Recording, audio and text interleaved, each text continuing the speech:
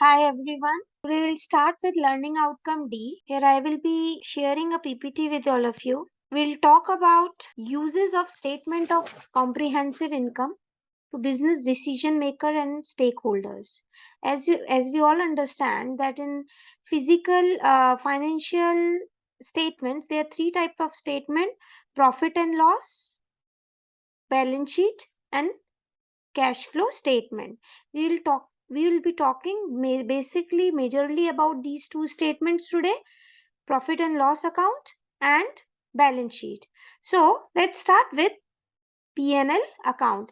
Understand the financial techniques applied to evaluate organizational performance. So basically we are trying to understand how profit and loss account helps in assessing business performance. So, if you see, profit and loss account is basically a statement which defines profits of the company, whether the company is making profits or not, or for that purpose any organization is making profits or not. Okay, so it is very important for any organization to understand what is the performance, what is the business performance, because there are so many stakeholders who have put in their money and put in their efforts to start the business. Now, to start, if when the business has already been started, it becomes the responsibility of the people owner of the company, the finance department of the company, to make others or stakeholders understand, a decision maker understand about the business performance. And how do you do it? You calculate business performance by making these statements like balance sheet, cash flow statement, and profit and loss account. Profit and loss account is meant for calculating profits of the business. Cash flow statement, it identifies cash inflows and cash outflows of the business. Now cash inflows of the business means whatever cash has come into the organization, and cash outflow of the business means whatever cash has been gone, or whatever cash has gone out of the organization. When you compare these cash business net profits with that of the stakeholders, or with that of the competitors of the organization like other companies, you will get to know the overall business performance. Identifying trends and patterns in profitability. So if you keep on calculating profits year on year, then you will understand exactly how the company is making money. Is it being profitable and the profit is increasing year on year, or the profit is not up to the mark, or the profit is decreasing one year to the other year. So it is very important to identify the trend and identify the trends and patterns of the profitability. Now how when we call we when we talk about the trends, the trends means year 1, if we have made, say suppose, 5,000 Indian rupees, year 2 we made 10,000, year 3 we made 15,000. So there is a trend that the profit is increasing, but there is a pattern that each year profit is increasing by 5,000 Indian rupees. So through this, you a person who is checking these financial statements, they will be able to understand the overall performance of the company, that the company is growing year on year. Seeing the future business targets. Now if we check the trends and the patterns of increasing profit, it becomes easier for anybody to identify what should be the business targets, or what should be the profitability targets for next year or coming future, right? And obviously, after seeing the profits of the organization, after understanding how the organization is working, it becomes easily understandable that how is the company viable or not. Making comparison with the other organizations, as the point says, when you, as I told it to you earlier also, the competitors, it becomes easier for an organization to compare with the competitors their own profits. See, if you check in India, there are the companies which are listed on stock exchange, or those which are public companies, it is mandatory for those companies to file their financial statements, and these financial statements are available to the entire public.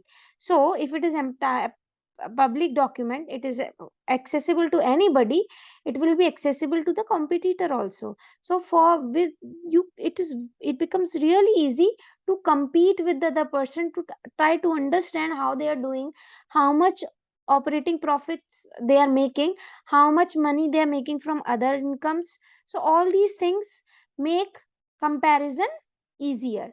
So these are the basic uses of statement of income. Okay, and also it has a great what do you say it has a great contribution in understanding the overall business. Going to the next slide, which talks about, no, so when you are making, you have made your profit and loss account, it is important to find out few ratios. One of these ratios are profitability ratios. Profitability ratios, they are a class of financial metrics that are used to assess business ability to generate earnings relative to its revenue. So as everybody knows, what is gross profit and net profit? Gross profit is when you subtract cost of goods sold, means the cost of making those goods, from the revenue or the sales made by the company.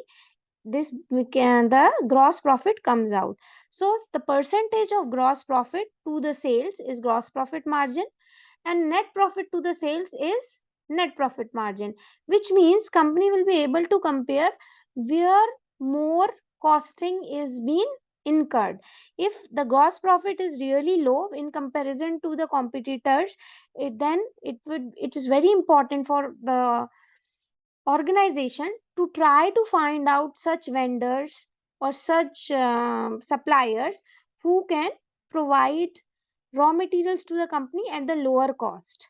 They try to understand how they can decrease the costing of the company, so that if the cost of goods sold will be lesser, the gross profit will be higher. For example, say suppose earlier my sales was 100, and my cost of goods sold, means cost of making those goods, is say 60, then I was making a profit of 40, which is 40% of the so the gross profit margin is 40%. Now when I saw the other companies are making 55% of the profit, gross profit, what I'll do, I'll try to understand where I am making more costing, where is my costing more in terms of production.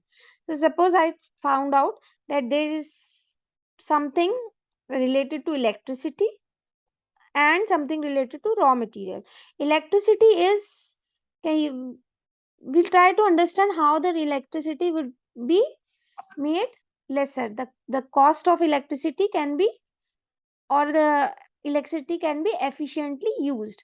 But raw material, for the raw material, we will have to find out the suppliers who can supply us at a lesser cost than the current suppliers.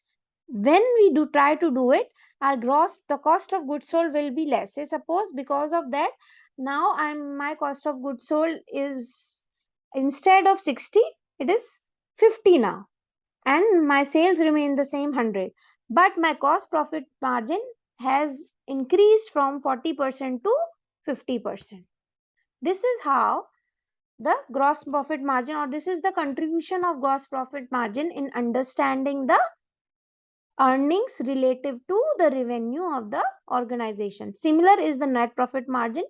All of this we will be calculating keeping one financial statement as a base. We'll do it in just few more minutes. Then comes statement of financial position, which means balance sheet of the company. So what are the uses of that? Uses of statement of financial position to business and decision makers and stakeholders. Business pay its day to day expenses by, if you see the current assets, what are current assets? Ready money.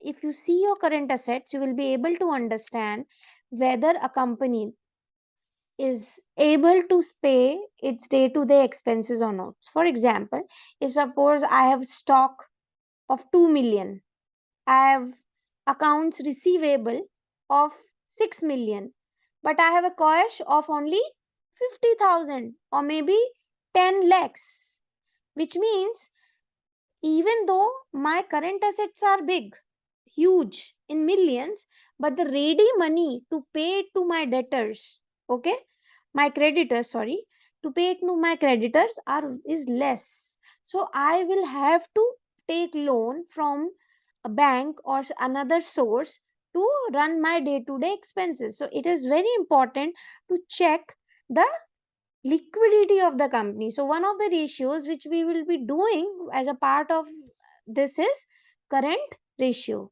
Implications of long term indebtedness. Now when you see the balance sheet of the company, you will find out how much loan a company has taken, and is it growing year on year. So suppose we have a balance sheet of 5 years, we will be able to understand whether it is going, the long term debts of the company, means the loans of the company, are growing year on year. If yes, which means the company is not able to make money from its capital employed, whatever capital they have induced into the organization, they are not able to make profits, enough profits from the those that capital employed, so that the the organization can be run properly, hassle free. So obviously all these things will show the business viability. If the loans are increasing year on year, which means the debt is increasing, you have to pay more interest on those debts, which means the business is not sustainable, it might have to walk down in coming years.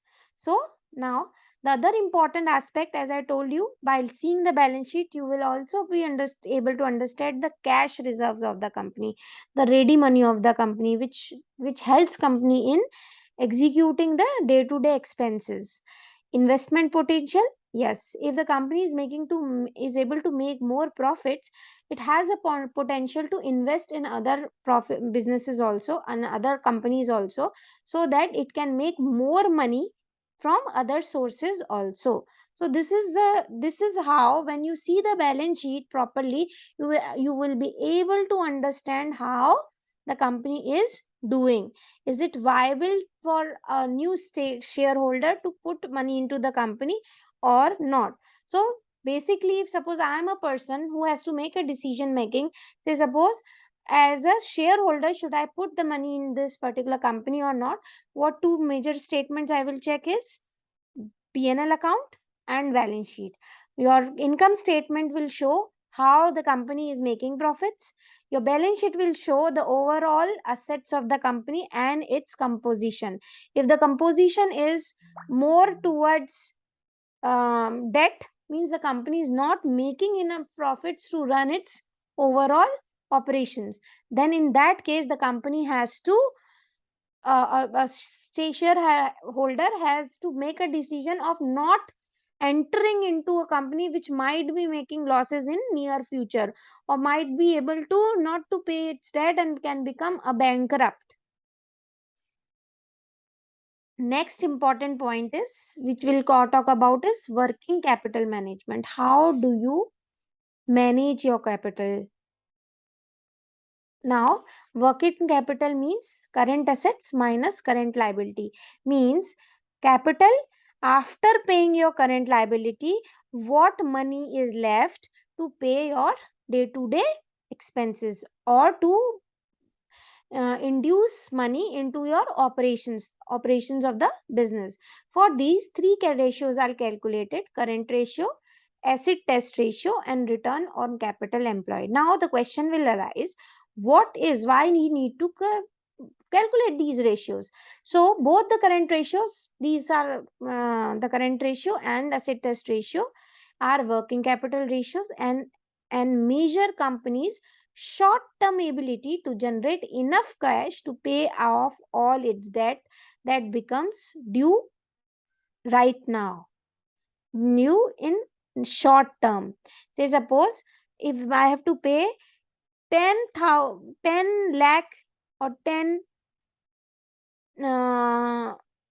let's say, yeah, 10 lakh rupees to my vendor next month, I should have at least 10 lakh in my account so that I pay him hassle free, right? So the first step a stakeholder or a decision maker has to see is the company liquid enough to pay off its current debts or not, they have money to run their operations or not.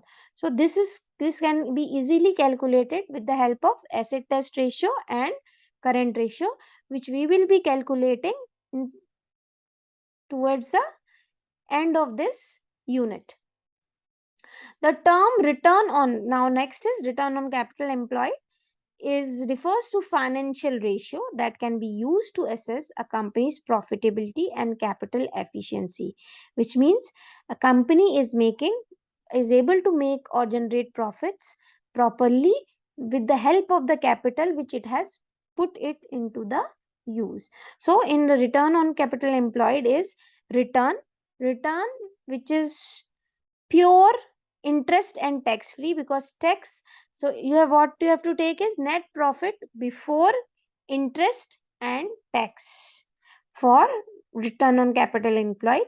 And the second component is how much capital you have put into your organization, that will be capital employed. And how you will calculate it is total assets of the organization minus current liability, means the assets of the organization, which is totally what the company owns as an asset, and when you minus the current liability, which will give you capital employed. So even the long term debts which are not payable in a near future, in the short term, they also become part of the capital employed. Okay, so let's move to this part. Here I have taken a financial statement, income statement and balance sheet. I'll show you how we can calculate different ratios from it.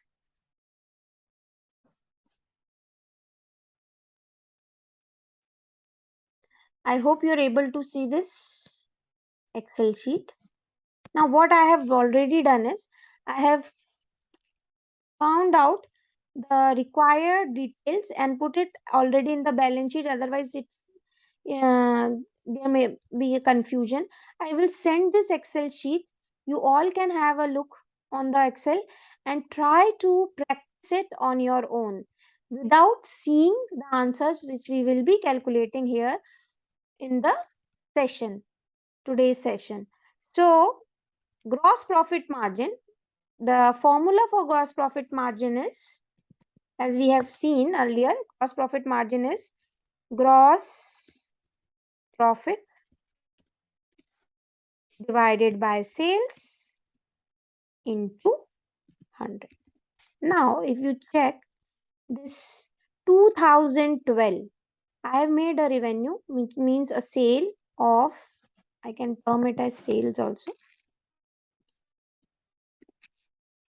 of this much money, 1,102,007. In 2013, 118,086, and so on till 2017.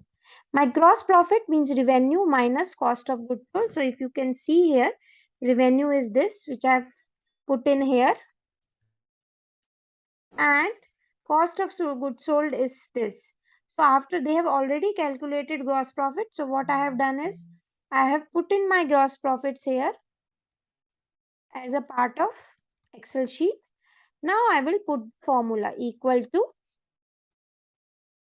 this divided by gross profit divided by sales into 100. If I don't put 100 here, it will give me and certain decimal points, and I will then put percentage.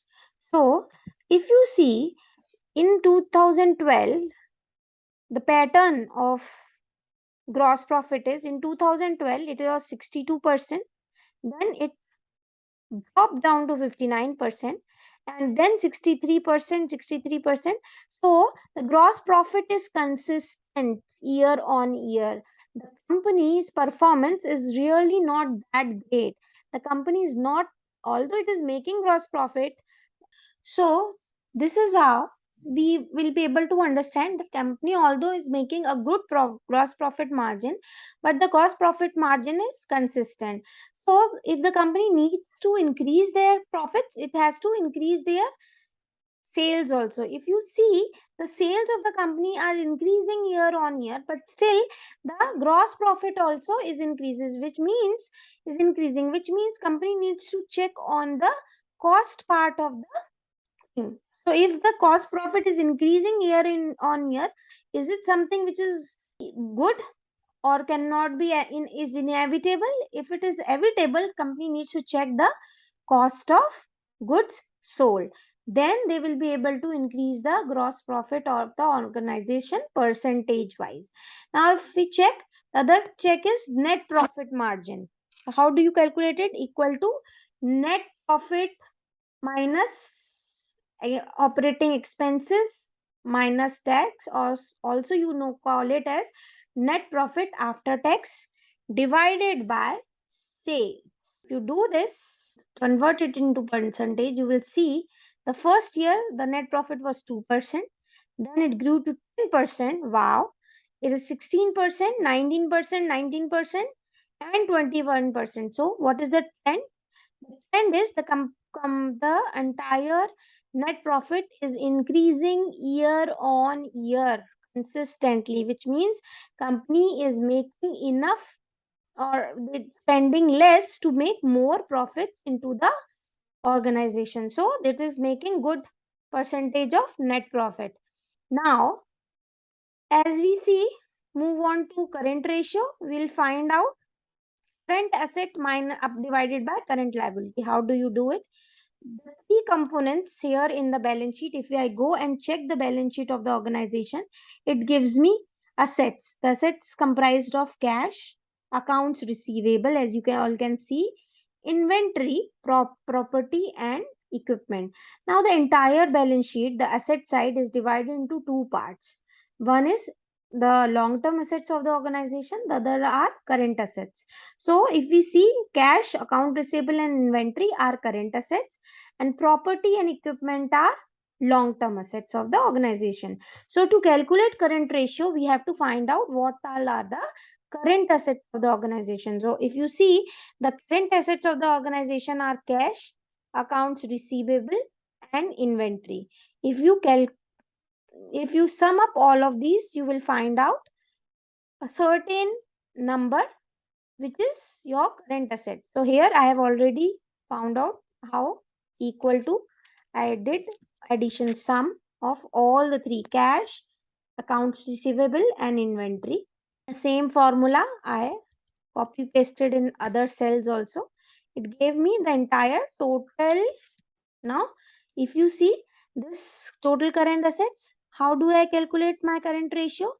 Current assets divided by current liability. It gives me 46.35, which means the company has 46 times. So if the current liability is 1, the company has 46. If the current liability is 1 rupee, company has 46 rupees to pay the current liability. So the ratio is excellent, awesome, and outstanding for this particular company. Now we move on to acid test ratio, which means liquid asset. Now, for that purpose, liquid assets are those assets which can readily be converted into cash. For that purpose, inventory is not considered as liquid asset. What I will do is, we will reduce inventory from the total current assets. How do you do it? Current assets minus inventory.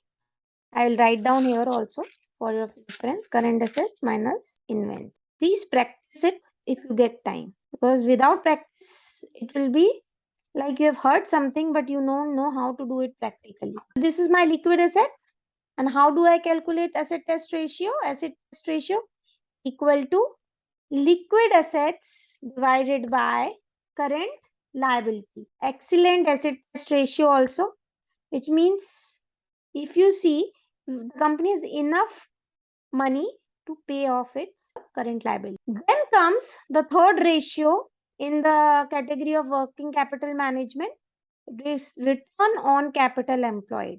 Here, for that purpose, we take net profit before interest and tax, and I have calculated it here. How do I do it? With from the net profit after tax, I added interest and tax. If you see, what I have done is I took net profit from here, net earnings, if you can see here, and I added these tax amount and interest amount to come to a figure which can be called as net profit before interest and tax. This is the amount for it, and I will divide it by capital employed. Now, how do I calculate capital employed? The capital employed can be calculated total assets minus current liability. Okay, portion, if you see, the total assets is your total money you own, and out of that, if you pay your current liability, whatever left is your capital employed. See it carefully. The assets, the total assets given here is 226376. From there, if you deduct or remove the current assets, which is current liabilities, which is accounts payable, you are left with the debt and equity and the retained earnings, which will give you the entire capital employed. So how I did it is total equal to, I'll show you, equal to total assets minus accounts payable. Like that. Like this I have calculated, I have copied the same formula for all the years, and I found out capital employed. Now I need to find out the return on capital employed. So how do I do it? Equal to net profit before interest and tax divided by capital employed. I calculate it in terms of percentage. So out of 100%, 3% is my return on 100. So if I see 3 out of 100 capital, I am making 3 as a profit. Out of 100 next year, after 100 capital, I am making capital employed is increasing year on year, which is again a positive sign. I'll send you this file to understand exactly. Use this figures and try to understand on your own again to find out these calculations. So these particular ratios, they provide you with the understanding of how profitable is the company, and is the company has enough money to pay off its debts or not, through the help of current ratio, asset test ratio, and return on capital employed. So these are the basic important ratios which one need to calculate to find out the overall performance of the company. So how, if the question now arises, is how you make the financial decision. The financial decisions are made by analyzing the financial statements, the way we have found out the percentages, various financial ratios.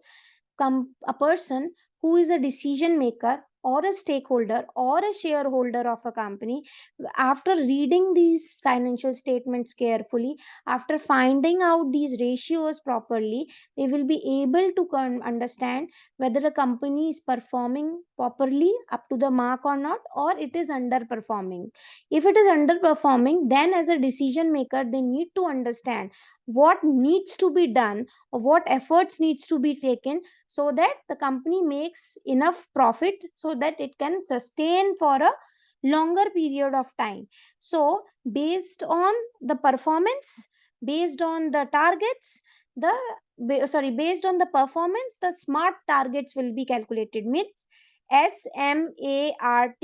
S stands for specified, specific, M stand for measurable, A stand for achievable, R for realistic, and T for time bound. So smart targets will be made the based on certain principles and practices of the company, and that will be communicated to the employees and other stakeholders of the company, so that they know exactly what they have to do in the near future. So that is how a target is set. Your targets are always based on your past experience. For company, a past experiences, how it has made various profits in the organization. They need to analyze if suppose the company here in this particular example, the company is making enough profit, But in case the company is not making enough profit, somebody has to check. The finance team, the product team needs to check exactly what company is the company underperforming or is the company overperforming. Means if you check these financial statements, you will be able to understand, okay, here if you see the cash, the company has enough cash reserves, but the liability, means the accounts payable, is very less compared to the cash reserves of the company, which means the company is doing really well in terms of cash. But is it really these cash is from the capital induced into the company, or it is because of the good retained earnings of the company? So if you go and check, the retained earnings of the company is growing year on year, means the profits of the company which the company is retaining and putting it back to for operational use, it is increasing year on year. So the company's financial health is good, outstanding, and it's doing well. So this is how you will have to interpret your the entire financial statements, so that you understand how you how the company is doing. So for what I would suggest, that apart from this financial statements which I have given you, this was of Amazon, try to find out the company, find out the financial statements of company which you know, and try to interpret it on your own after going through the examples which we have done it here. Thank you very much and have a nice day. Bye bye.